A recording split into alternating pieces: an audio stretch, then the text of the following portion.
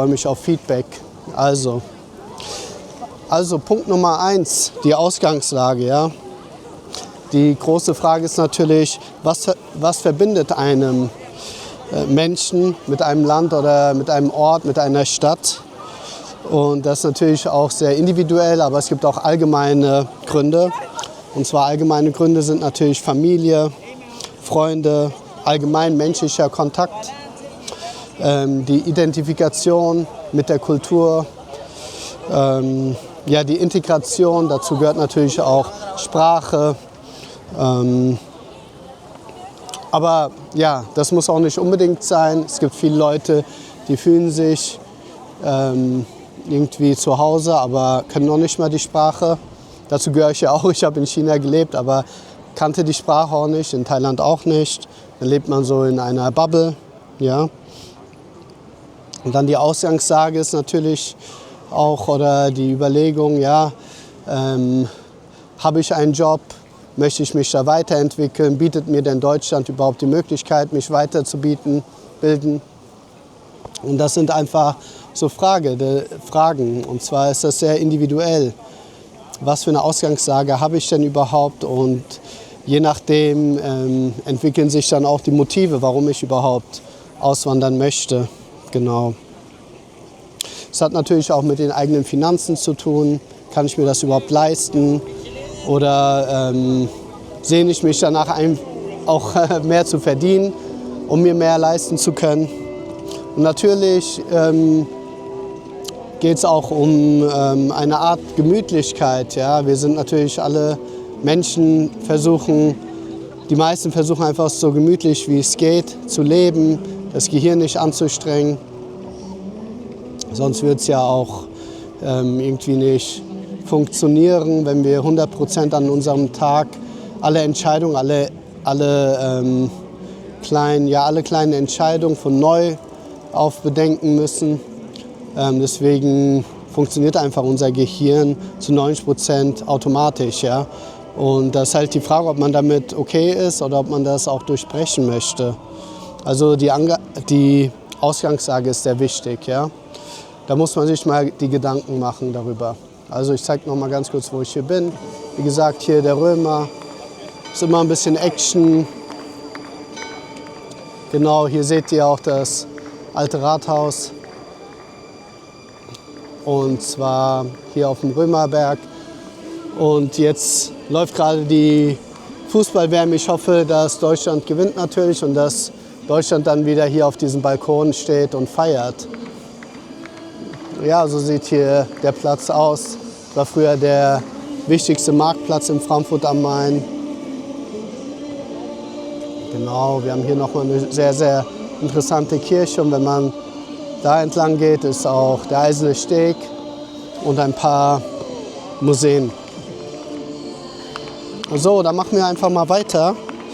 Und die Frage ist natürlich, warum verlasse ich das Land? Ja? Gibt es da ein Loch, ein Defizit, eine Sehnsucht? Das kann natürlich auch wieder individuell davon abhängen. Zum Beispiel, hey, habe ich eine coole Beziehung, hier habe ich gute Freunde, hier habe ich Lust, irgendwie was Neues kennenzulernen, neue Freunde kennenzulernen, eine neue Partnerschaft einzugehen. Das kann einen dazu bewegen, nochmal ins Ausland zu gehen. Oder auch zum Beispiel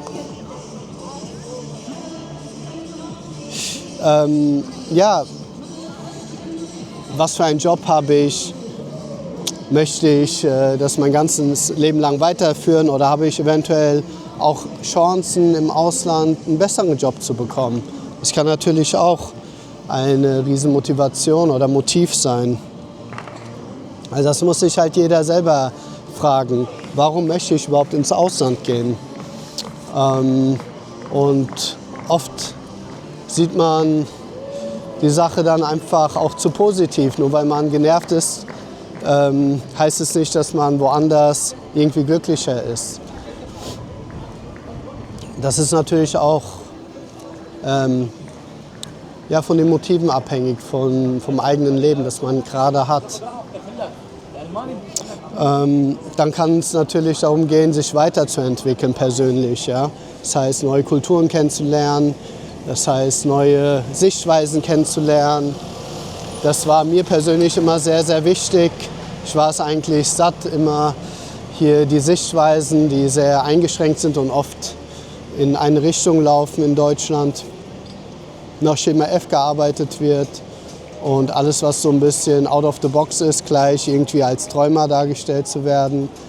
Naja, vielleicht habt ihr ja ähnliche Erfahrungen gemacht und könnt auch davon mal berichten oder mir mal was hier in die Kommentare schreiben. Und die Frage ist auch, habe ich einen bestimmten Fokus? Also das Leben ist ja natürlich auch komplett unterschiedlich, je nach Alter. Ja, also mit 20 habe ich ja ganz anderes gedacht als mittlerweile bin ich ja fast 44. Ne? Was für einen Fokus habe ich? Möchte ich jetzt noch mal Gas geben? Möchte ich noch mal die Karriere vorantreiben? Das ist die Frage. Hier ist ein sehr, sehr cooles historische Museum in Frankfurt am Main, kann ich auch sehr empfehlen.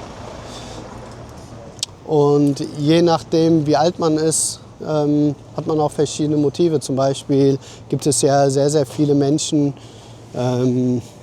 die in höherem Alter auswandern, weil sie sagen, okay, die Rente bringt mir hier in Deutschland nichts, mit dem gleichen Geld kann ich woanders viel, viel besser leben, habe eine viel höhere Lebensqualität. Und das kann man natürlich auch verstehen. Oder man sagt, hier im Altersheim sind die Plätze so teuer, ja, da kann ich mir zum Beispiel in Thailand oder in den Philippinen eine private Krankenpflegerin leisten. Und das macht für mich ja viel mehr Sinn. Und dann habe ich auch schöneres Wetter und ja, die medizinische Versorgung wird in Deutschland wahrscheinlich dann doch besser sein, außer wenn man sehr viel Geld ausgeben möchte im Ausland. Aber ja, das wären natürlich auch Gründe. Also das muss man sich natürlich bewusst sein oder bewusst werden. Dann spielt es natürlich eine Rolle, komme ich alleine, gehe ich mit der Familie, nehme ich eventuell Freunde mit oder eine Partnerin mit, Kinder, Katzen etc. Ich will meine Haare richten. So. Und das macht natürlich auch einen Unterschied. Ja? Und da müssen auch Vorbereitungen getroffen werden. Ich gehe jetzt zum Beispiel bald innerhalb von einem Monat mit meiner Partnerin und 2 Katzen eigentlich jetzt zum 3. Mal nach China. Ne? Und da müssen ganz andere Vorbereitungen getroffen werden. Also so einfach geht das nicht. Ne? Man braucht ein Visum, in meinem Fall ein Arbeitsvisum. Ist auch gar nicht so leicht, das zu bekommen. Ist auch zurzeit auch gar nicht so leicht, überhaupt in China eine geeignete Stelle zu bekommen. Es war vor 10 Jahren, als ich zwischen 2013 und 2019 circa da war, wesentlich einfacher. Und das ist schon sehr viel Arbeit, die ganzen Dokumente zu besorgen, die Dokumente, die man selber besorgen muss, aber auch die aus China. Und das dauert alles, kostet Geld, also so einfach ist das nicht. Ne? Es gibt natürlich Länder, wenn man jetzt sagt, oh, mich hält hier gar nichts in Deutschland, ich packe jetzt 2 Koffer und hau ab, dann geht es natürlich einfacher, ne? Wenn man jetzt zum Beispiel nach Thailand oder je nachdem, also wo ich auch gelebt habe, oder in die Philippinen oder also in Südostasien kenne ich mich ein bisschen aus. Ne? Das ist mit dem Visum viel einfacher. Das dann auch zu erweitern ist viel einfacher. Aber wenn man eine Arbeitsstelle sucht, ja, dann ist das ein bisschen was anderes, wenn man noch mal Geld verdienen muss. Wenn man jetzt nicht als Digital Nomad irgendwie in Cafés arbeitet etc. und sein Geld dann verdient. Dann ist auch immer die Frage, wo man die Steuern zahlt, wie das mit der Krankenversicherung ist. Das sind alles Fragen. Ne? Zum Beispiel habe ich ja auch mehrere Stellen in China gehabt und in internationalen deutschen und holländischen Büros gearbeitet. Und da war es halt auch so, dass ich eine Top-Krankenversicherung hatte. Das heißt, ich konnte jederzeit zu internationalen gut ausgebildeten Ärzten gehen und das war auch wirklich cool und das hat auch Spaß gemacht. Trotzdem kann es auch passieren, dass ihr nicht so eine gute Krankenkasse habt und dann ja, eine Nummer ziehen musst und da 3 Stunden warten musst, bis ihr drankommt. Und wenn ihr kein Chinesisch spricht, dann ganz schwer habt, mit den Arzt zu kommunizieren. So, ich laufe jetzt noch mal eine Runde hier. Da sind alte Ruinen und alte Statuen. Genau. Ist auch eigentlich ganz schön hier gemacht. Also, ja, ich habe jetzt viel mehr Fragen aufgeworfen, weil es eigentlich wichtig ist. Ich kann euch ja nicht alles beantworten, aber ich kann euch die Fragen stellen, damit ihr merkt oder euch selber hinterfragen könnt, die richtigen Fragen stellen könnt. Warum gehe ich und was könnte mich eventuell erwarten?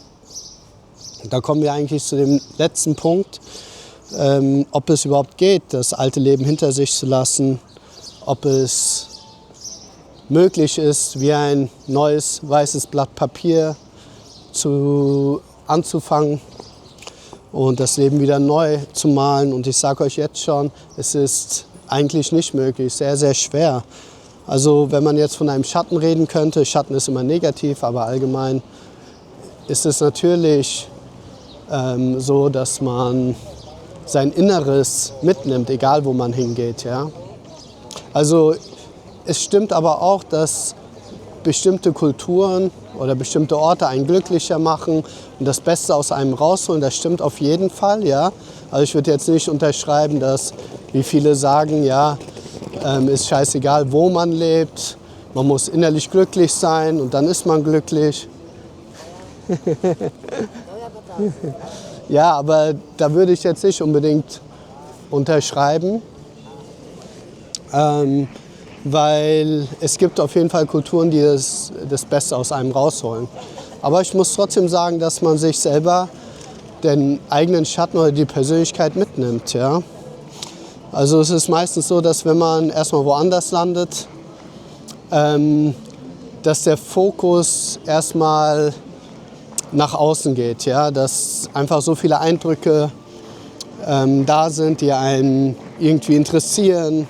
Es ist ein bisschen so wie als Kind, wo man von A nach B springt, wo man noch den Kopf umdreht, weil man etwas nicht gesehen hat, also positive und negative Sachen. Und genau, also so die erste Zeit ist so eine Honeymoon-Phase, wie in den Flitterwochen. Dann sieht man ja eher das Positive oder neue Eindrücke. Aber irgendwann, wenn man länger in einer Stadt ist oder in einem Land, dann fängt man natürlich auch an, wieder an sich, also in sich den Fokus zu suchen und zu finden. Oder er findet dich. Das heißt, wenn du früher einsam warst, wenn du früher nicht so kontaktfreudig warst, wenn du früher kritikunfähig warst, keine Ahnung, egal was halt, ne? Oder wenn du extrovertiert warst oder introvertiert warst, ne? Und das kommt auf jeden Fall wieder. Ja? Das bedeutet jetzt nicht, dass du dich von Grund auf ändern kannst. Oder es ist sehr, sehr schwer, nur mit sehr viel Arbeit. Ja? Und im Endeffekt ist meine Erfahrung so gewesen, dass man menschliche Kontakte braucht. Man braucht natürlich, und menschliche Kontakte brauchen Zeit, Vertrauen aufzubauen. Und da muss man sich einfach auch Zeit nehmen. Das heißt jetzt nicht, dass man irgendwo auswandert und dann gleich irgendwie das gleiche Leben wie früher hat. Nein, man hat weniger Freunde, man hat vielleicht keine Partnerin oder Partner mehr. Es ist... Da sind die Jungs, die hier Party machen. So, wir laufen jetzt noch mal ein bisschen hier in die Altstadt. Am Ende sieht man den Dom hier und die wunderschöne Kirche. Hier kann man sehr gut auch Kuchen essen. Ja, ich zeige euch ja auch ab und zu ein bisschen hier von der Architektur. Und der Römer wurde ja auch komplett neu rekonstruiert, nach alten Plänen. Ja, da haben viele gesagt, das ist ja dann wie Disneyland, aber im Endeffekt finde ich das sehr cool, dass die Geschichte zurückkommt. Also das wird ja alles während des Zweiten Weltkriegs zerbombt und anhand alter Pläne und Fotos wieder aufgebaut. Also die wichtigsten Häuser. Und ich finde das eigentlich ganz, ganz schön. Naja, wo sind wir stehen geblieben? Ja, bei mir war es so, ich war am einen Stück ungefähr 3 Jahre in China und habe mir geschworen, dass ich ja nie mehr wieder zurückgehe. Und bin dann trotzdem zurückgegangen und gehe jetzt wieder. Weil nach einer Zeit fehlt es einem, ein Teil der Gesellschaft zu sein. Das unterschätzt man oft. Ja? Irgendwann mal nervt es halt wirklich, immer wieder zur Visastelle zu gehen und die ganzen Papiere zu holen und dann passt das nicht und passt dies nicht. Und so ein Teil der Gesellschaft, eine Integration ist sehr, sehr wichtig. Ja, am Anfang ist das nicht so wichtig, aber dann kommt das schon. Also es ist sehr wichtig, die Sprache zu lernen. Da habe ich auch den Fehler gemacht, das nicht zu machen, weil oft befindet man sich dann in so einer Ausländerbubble. Also Kollegen, die man auf der Arbeit kennenlernt. Damals waren es viele Kollegen aus Spanien, Italien, mit denen man dann abhängt, jeder hat irgendwie Bock, was zu unternehmen, die Restaurants aufzusuchen und die ganzen Bars und Dating war sowieso auch krass. Von daher, okay, hier zeige ich euch auch noch mal was. Ja, Stichwort nochmal so diese Honeymoon-Flitterwochenphase geht irgendwann mal vorbei und irgendwann mal geht man auch nur noch nach der Arbeit nach Hause und trifft sich vielleicht am Abend noch mit jemandem oder hat eine Partnerin oder einen Partner oder man geht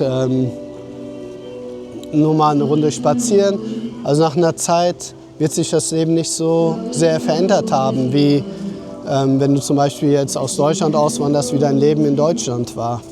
Du musst halt aktiv dafür arbeiten und es kommt darauf an, wen du kennenlernst. Es kommt darauf an, also viele Leute kommen und gehen auch, das ist auch so eine Sache.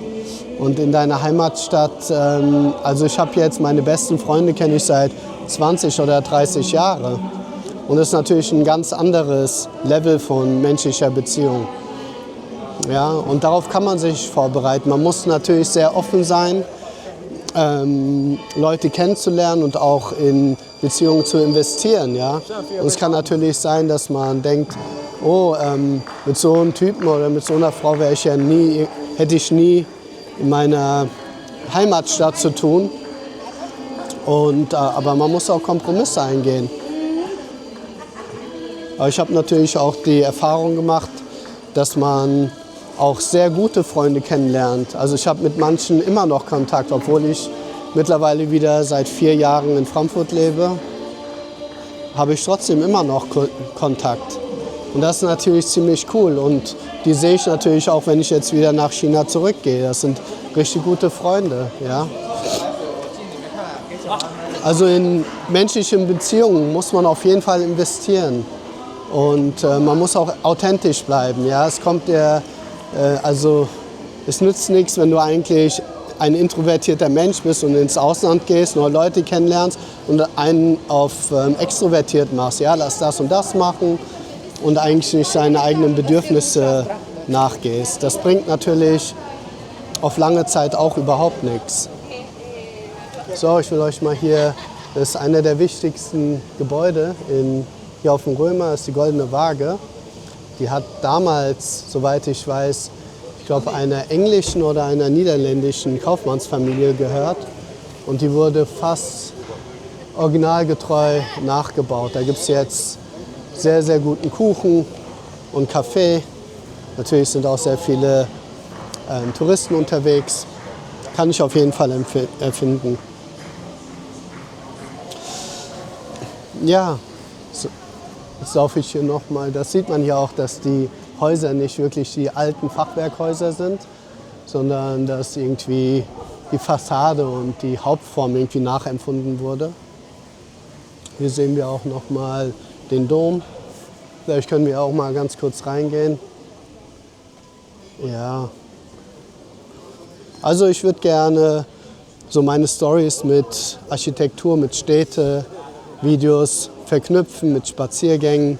Das macht mir auf jeden Fall sehr viel Spaß und ich muss sagen, das ist jetzt eigentlich mein drittes Video, wo ich mich selbst zeige. Davor habe ich auf meinem Kanal 70 bis 80 Städte-Videos gemacht, wo ich nur Spaziergänge aufnehme und mich gar nicht zeige.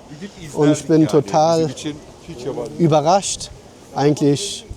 Also ihr müsst das ja beurteilen, wie gut ihr das findet, aber ich bin total überrascht, wie leicht es mir fällt und wie scheißegal mir das ist, wenn Leute mich blöd angucken. Whatever. Genau. Ich wollte jetzt hier hinten noch mal zu den Ruinen gehen. Zeige ich euch noch mal was die hier Schönes gemacht haben. Also wenn man das jetzt alles noch mal zusammenfasst, ist jetzt Folgendes. Ich kann euch nicht genau sagen, wie man sich ein Leben aufbaut. Was ich aber weiß, ist, dass menschliche Beziehungen wichtig sind und auch den Kontakt nicht zu verlieren mit der eigenen Kultur, mit der eigenen Familie, ist total wichtig. Ja? Mich haben oft Freunde besucht, Familie jetzt nicht so oft leider. Freunde haben mich besucht und das tut natürlich sehr gut. Man teilt nochmal verschiedene Lebensphasen. Das war super und das schweißt einen auch zusammen. Und was auch gut ist, ist, dass man ab und zu mal wieder in die Heimat geht und nach dem Rechten guckt, was die Freunde, was die Familie so macht. Und man muss sich jetzt auch nicht denken, ich bleibe jetzt für immer im Ausland, sondern man kann ruhig einfach mal hingehen und gucken und schauen, wie weit bringt es mich denn jetzt. Ja? Und es kann gut sein, dass man wieder zurückgeht, neue Eindrücke hat und dann irgendwie nochmal sich auch weiterentwickelt. Das kann natürlich sein und dann, ob man dann mit einem Weitblick das eigene Leben, die eigenen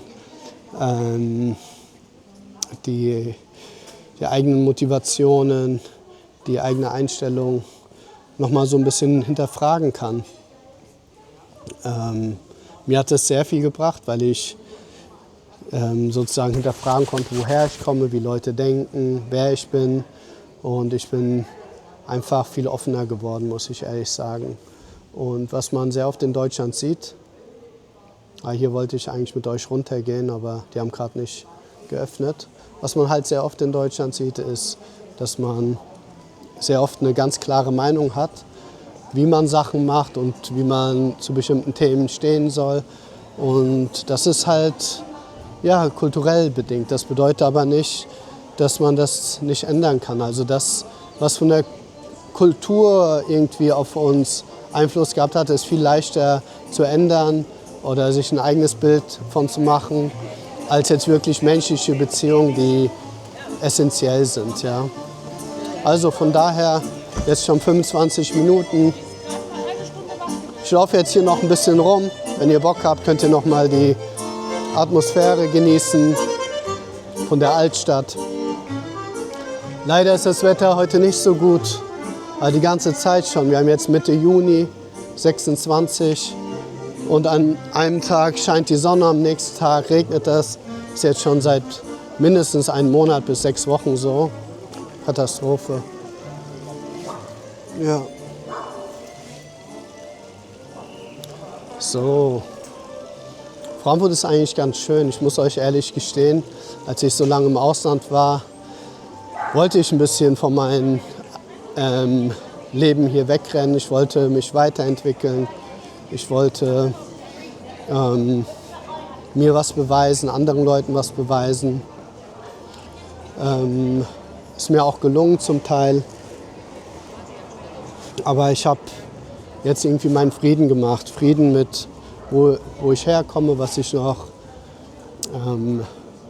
erleben möchte. Und es ist immer ein Pluspunkt, neue Kulturen zu sehen. Das kann ich euch auf jeden Fall mal sagen. Ja. Es haben ja viele Menschen einfach eine Meinung über bestimmte Kulturen und Länder und waren aber noch nie da. Und das finde ich total schade. Und vielleicht sind wir alle ein bisschen toleranter, wenn wir auch selber mehr Erfahrung sammeln können. Nicht nur von den Medien oder von irgendwelchen Dummgebabbel irgendwie hören. So, jetzt zeige ich euch nochmal hier einen sehr, sehr schönen Innenhof. Das ist der Hammer. Also der Übergang zu dem neuen Haus ist natürlich nicht schön, eigentlich katastrophal, aber hier auch die Farben sind total schön. Ja? Dieses Bordeauxfarbene mit Beige zusammen. Dann hier nochmal der Balkon. Ja, das waren auch alles jetzt wieder Schreiner, die das nach alten Plänen gemacht haben. Und schaut euch mal dieses Dach an. Das ist doch wunderschön. Ich weiß gar nicht, ob da Leute leben oder was das überhaupt für Immobilien sind. Habe ich keine Ahnung. Auf jeden Fall ist irgendwo hier oben ein Grill, aber kann ja alles bedeuten.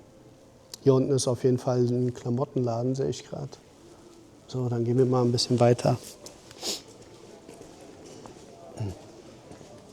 Was mir immer sehr viel Spaß gemacht hat, ist dieser Exploring-Modus. Das heißt, einfach in jede Ecke gehen, in jede Straße gehen, ob sie jetzt im Ausland ist oder auch hier zu Hause, und einfach die Stadt noch mal kennenzulernen. Ja, manche Leute interessiert das überhaupt nicht, aber mich interessiert das irgendwie.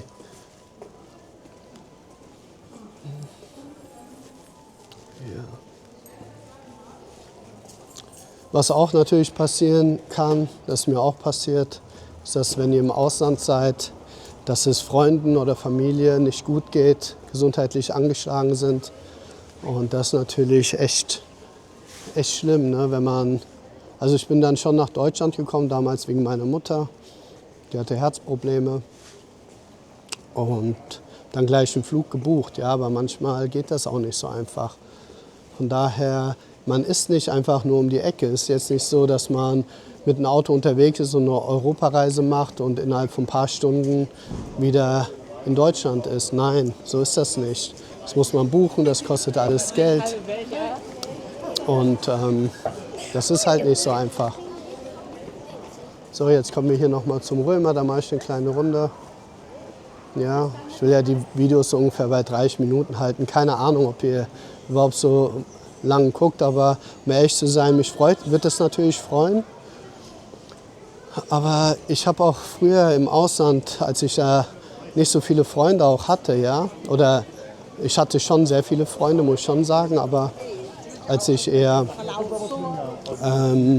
nicht so tiefe menschliche Begegnungen oder Verbindungen hatte, war mein Tagebuch, mein Tagebuch war da mein bester Freund.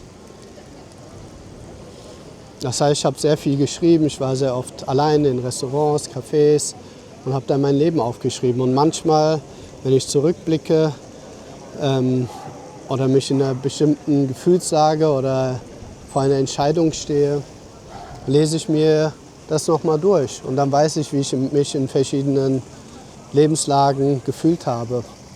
Und genau das Gleiche ist eigentlich so der Wunsch mit diesen Videos. Ja, da ich mir irgendwann mal die Videos nochmal angucke. Entweder sind es ja meine Städte-Architekturvideos und wieder an Orte virtuell mich beamen kann, die mir sehr viel bedeutet haben. Oder ich gucke mir so ein Video an wie jetzt und weiß, wie meine Gefühlslage war. Ich meine, ich gehe jetzt wieder nach China und dann kann ich ja wirklich in der Retroperspektive sehen, ob sich das alles so gut entwickelt hat oder auch nicht. Und das finde ich eher interessant. Also selbst wenn ihr nicht bis zum Ende guckt, ist auch okay. Ja. Also, dann hier nochmal einen Blick, den Römerberg. Ich gehe jetzt noch eine Runde spazieren, alleine. Und ich wünsche euch noch einen schönen Tag. Haut rein. Peace.